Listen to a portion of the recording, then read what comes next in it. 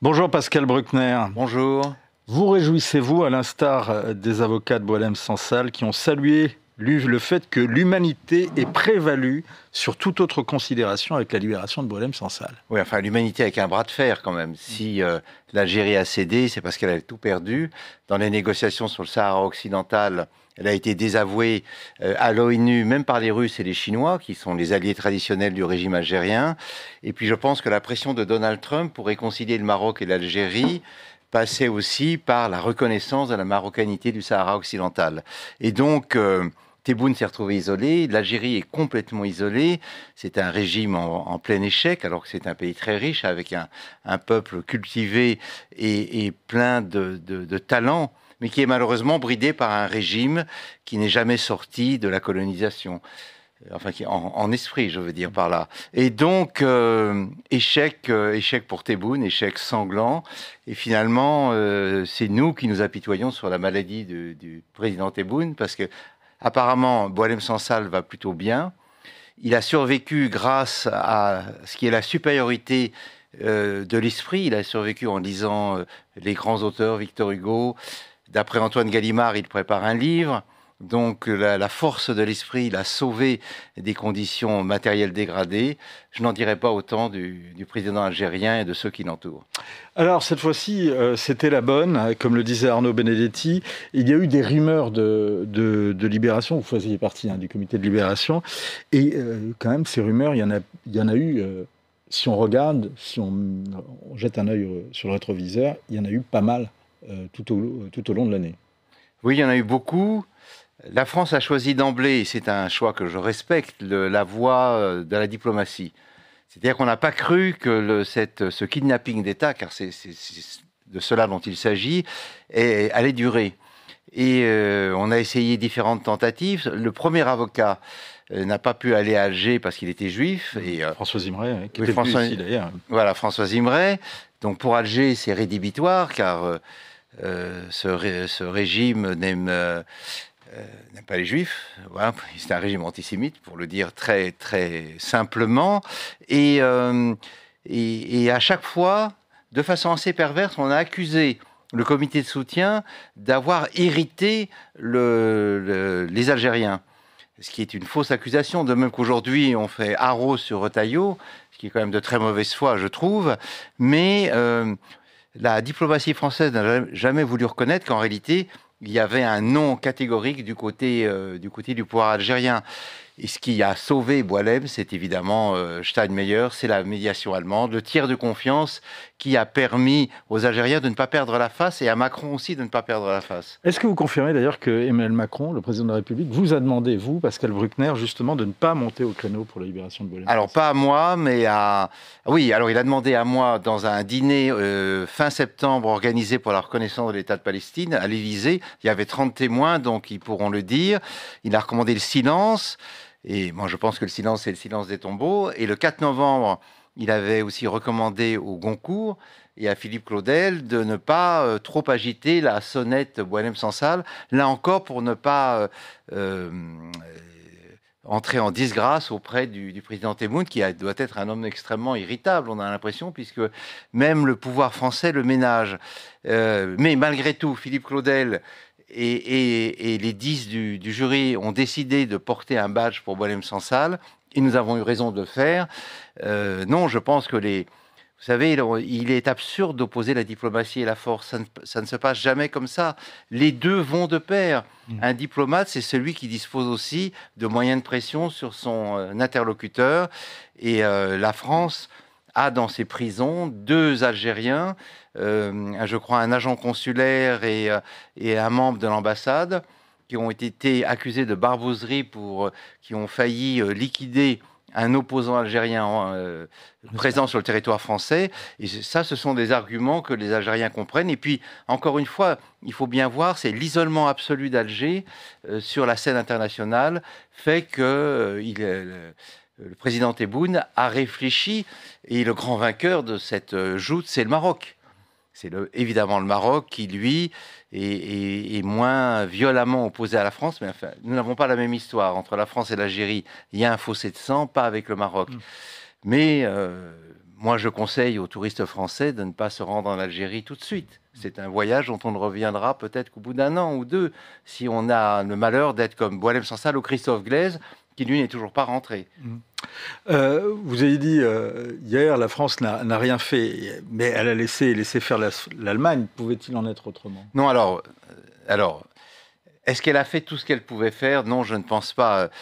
Macron a été très accommodant avec le pouvoir algérien, sauf à un moment, il a dit à la conférence des ambassadeurs, je crois que c'était en janvier de cette année, que l'Algérie se déshonorait, mais ça a été des allers-retours entre l'épreuve de force et les concessions. Quand même, Pascal Bruckner, on notera quand même que la libération survient après le départ du gouvernement de Bruno Retailleau. Oui, oui, bien sûr, mais je pense que les Algériens voulaient marquer un point contre Bruno Retailleau. Et donc, j'attends d'ailleurs que l'ancien ministre de l'Intérieur réagisse lui-même à ces accusations. Mais comme je le disais, on ne doit pas opposer force et diplomatie. Elles marchent toujours de pair. On doit avoir des biscuits pour négocier avec un interlocuteur qui est quand même un interlocuteur coriace. J'ai été assez choqué, je dois dire, qu'Emmanuel Macron remercie le kidnappeur, qui remercie Steinmeier, le président allemand, c'est normal, mais remercie celui qui a pris Boualem Sansal en otage, c'est incompréhensible. Et là, j'y verrai pour ma part un effet du syndrome de Stockholm. Vous allez, je pense, j'imagine, essayer de revoir Boualem Sansal assez vite. Oui, c'est-à-dire qu'on l'a déjà invité officiellement à venir chez Drouot en décembre, quand il sera remis. Mais bien entendu, il y aura sans doute, organisé par les éditions Gallimard, une soirée en son honneur. Mais moi, ce que j'admire chez lui, c'est qu'il n'a pas cédé, il n'a pas courbé les chines, il n'a pas fait des concessions à son adversaire, qui, je le rappelle, n'a qu'un nom, c'est le fanatisme politique, le fanatisme religieux. Et je souris jaune quand je vois les députés de la France Insoumise ou d'Europe Écologie Les Verts nous expliquer qu'ils se réjouissent de la libération de Boualem Sansal, quand j'ai encore dans les oreilles la petite phrase de cette députée Madame Rousseau disant que Boualem Sansal n'était pas un ange. Donc quand vous n'êtes pas un ange, c'est-à-dire quand vous n'êtes pas conforme à l'idéologie du parti, il faut vous mettre en prison.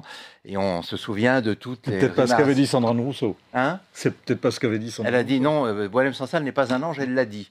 Donc ce qui est dit, enregistré, ne s'efface jamais. Et puis on se souvient de Mathilde Panot, de tous les autres qui ont soutenu Boualem comme la Corse soutient le pendu, Rima Hassan, qui évidemment se réjouissait qu'il soit en prison. Non, tout ça pour une certaine gauche n'est pas très reluisant. Qu'avez-vous envie de dire à Boualem Sansal quand vous allez le voir? Bienvenue en terre de liberté.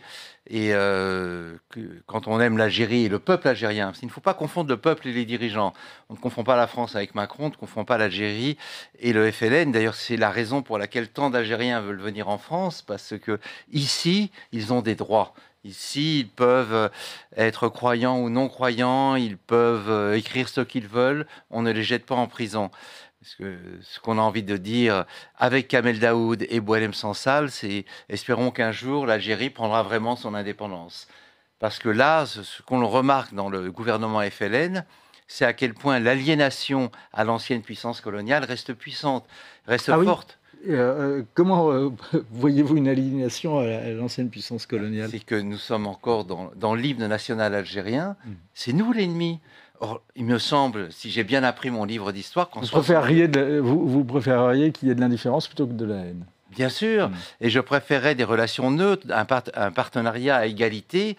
Or, les Algériens n'arrivent pas à nous oublier. Et on a envie de leur dire, mais oubliez-nous, c'est fini le colonialisme. Vous ne pouvez plus prendre prétexte de l'occupation française pour expliquer vos échecs, et surtout pour expliquer ce qu'il y a eu de pire dans l'histoire algérienne récente, la guerre civile, dont on n'a pas le droit de parler. C'était le sujet du très beau livre de Kamel Daoud, Ouri, qu'on a récompensé l'année dernière du prix Goncourt. Et Daoud est honni en Algérie par les médias officiels. Donc il y a une schizophrénie en Algérie qu'il n'y a pas en France. Quand on nous dit que, par exemple, qu'une partie de la droite ou de l'extrême droite a une nostalgie coloniale, mais c'est une vue de l'esprit. Personne ne regrette l'Algérie française. Personne. Aujourd'hui, on se demande... Peut-être quand même. qu'est-ce qu'on est allé faire dans cette galère, ce que ça nous a coûté moralement, politiquement, économiquement. En revanche, je crois qu'il y a tout un camp décolonial à gauche qui vit dans la nostalgie de ces années-là et qui vit l'anticolonialisme comme un substitut à un marxisme qui est en pleine déliquescence. Et donc, il faut que le colonialisme sorte des esprits question d'un certain philosophe nombre que vous êtes. Est-ce que le wokisme, de votre point de vue d'ailleurs, n'est pas finalement une forme de revival de l'anticolonialisme? Mais tout à fait. De l'esprit anticolonialiste. Vous avez raison, le wokisme est un revival global de toutes les vieilles idéologies de gauche qui, sous l'effet de l'influence nord-américaine, puisque c'est une idéologie nord-américaine. Est-ce qu'il n'y a pas quelque chose qui est lié au tiers-mondisme et à l'anticolonialisme? Absolument, vous avez tout à fait raison. D'ailleurs, j'aurais presque envie de refaire un livre là-dessus. Pour le wokisme, et j'ai eu récemment, j'ai fait une conférence à New York, j'ai eu une discussion assez vive avec des jeunes gens là-dessus. L'histoire n'a pas eu lieu. Il ne s'est rien passé entre 1940 et aujourd'hui. Il n'y a pas eu l'épisode douloureux mais réel des indépendances qui fait qu'aujourd'hui, la France... Et des chocs de décolonisation, comme l'a appelé Pierre Vermeuren. On n'arrive pas à penser l'indépendance des anciens pays colonisés. Néanmoins, est-ce que vous n'espérez pas, comme Éric Coquerel, que la libération de Boualem-Sansal, d'abord aboutisse à celle de Christophe Glaise, se continue avec celle de Christophe Glaise, et que ça améliore les relations entre l'Algérie et la France? Mais ça veut dire quoi, améliorer? Ça veut dire que tous les jours, dans la presse algérienne, la France est insultée. Je rappelle qu'en décembre, on parlait de la France macronisto-sioniste qui avait en quelque sorte agité Boualem-Sansal pour inquiéter les dirigeants de ce pays.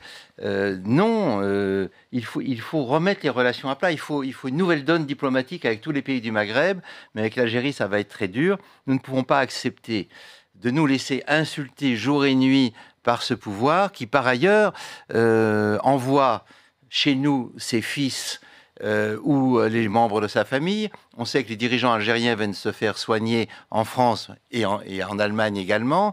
Et donc, il faut assainir cette relation. Macron n'a pas su le faire. Il aurait pu le faire. Il était jeune. Il n'a pas connu la guerre d'Algérie. Il ne l'a pas fait. Ce sera aux prochains dirigeants de le faire. Mais il faut parler à l'Algérie aussi le langage de la fermeté. On ne peut pas se laisser piétiner alors même que nous ne sommes plus en Algérie depuis 1962. Pascal Bruckner, est-ce que vous en voulez à l'Académie française de ne pas avoir distingué et plus soutenu Boualem-Sansal? Non, on ne peut pas tout demander à l'Académie française. L'Académie Goncourt l'a fait. L'Académie royale belge l'a fait. Oui, mais bon, écoutez, je ne suis pas dans...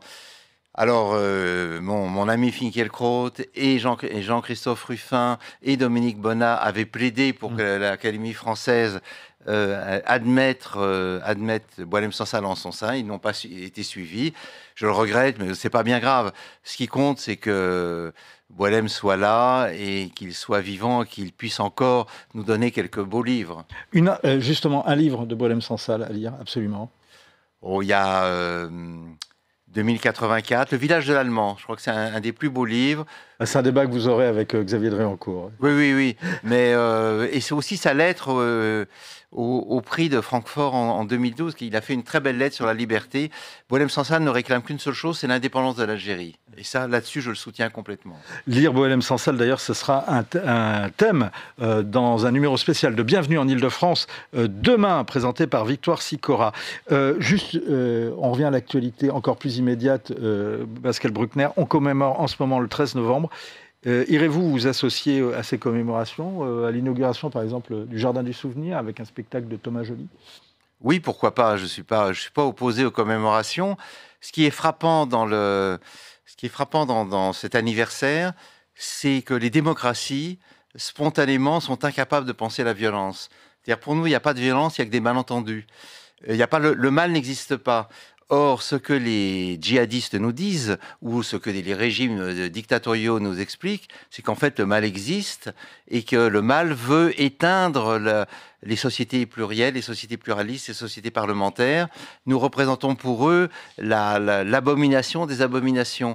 Et donc, Je suis heureux d'avoir entendu sur différents médias et chaînes de radio d'anciennes victimes nous dire la justice restaurative, non merci, on n'en veut pas, il ne faut pas se moquer du monde. On va en parler dans un instant avec justement Marc Trévidic. Des voix se font entendre, notamment Arthur Denouveau, qui dénonce les commémorations qui n'en pourront plus. Vous les comprenez ? Oui, bien sûr, on les comprend. Alors ce qu'il y a, c'est qu'il y a un travail de mémoire qui doit être fait pour les jeunes générations. Vous savez, les New-Yorkais ont oublié le 11 septembre. Ce qui explique peut-être en partie le vote Mamdani. Il faut rappeler à ceux qui avaient moins de 10 ans au moment du 13 novembre 2015 ce qui s'est passé. Et les commémorations sont un moyen peut-être imparfait, peut-être impur, de rafraîchir la mémoire de nos enfants ou de nos petits-enfants. Donc ça n'est pas totalement inutile. Et donc, voilà, donc c'est... Mais enfin, ne soyons pas naïfs. Le mal existe et les fanatiques veulent nous tuer. Ils ne veulent pas discuter avec nous, ils veulent nous tuer. Souvenons-nous quand même de leur rafale de mitraillettes et de Kalachnikov dans la salle du Bataclan. Merci beaucoup. Et également sur les terrasses des cafés parisiens, à proximité desquels se trouve Timothée Delham. On va le retrouver tout de suite. Je signale parmi vos derniers livres, Je souffre, donc je suis, portrait de la victime en héros. Et c'est un livre absolument passionnant. Vous étiez venu d'ailleurs présenter ici. Merci beaucoup Pascal Bruckner et merci d'avoir commenté justement cette libération et ces commémorations.